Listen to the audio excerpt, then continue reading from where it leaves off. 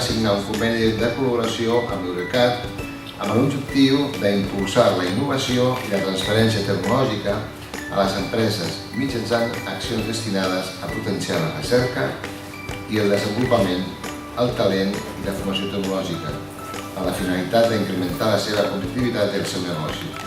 L'empresa de Manores, com diguis un temps, ha pensat com innoves i com vas a competir d'aquí un temps.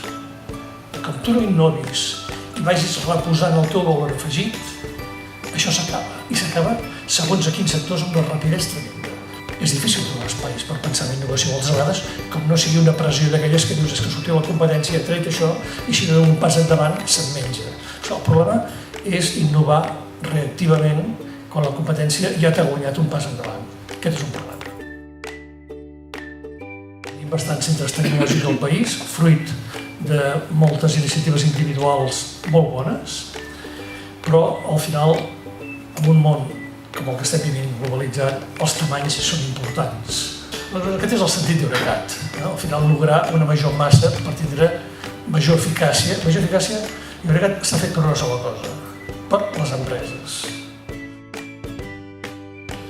Eurecat pot ajudar de diferents maneres segons el tipus d'empreses.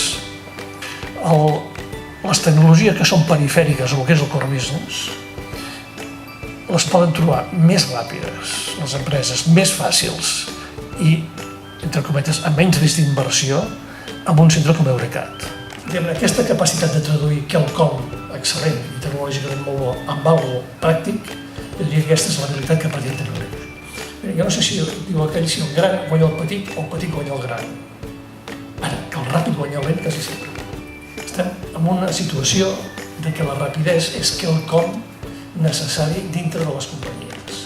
Crec que aquest és el com Eurecat pot ajudar a les empreses, és a dir, simplificant la innovació, poder-la fer més ràpid, més disruptiva i més àgil al final aquests processos d'innovació. Moltes gràcies. Gràcies.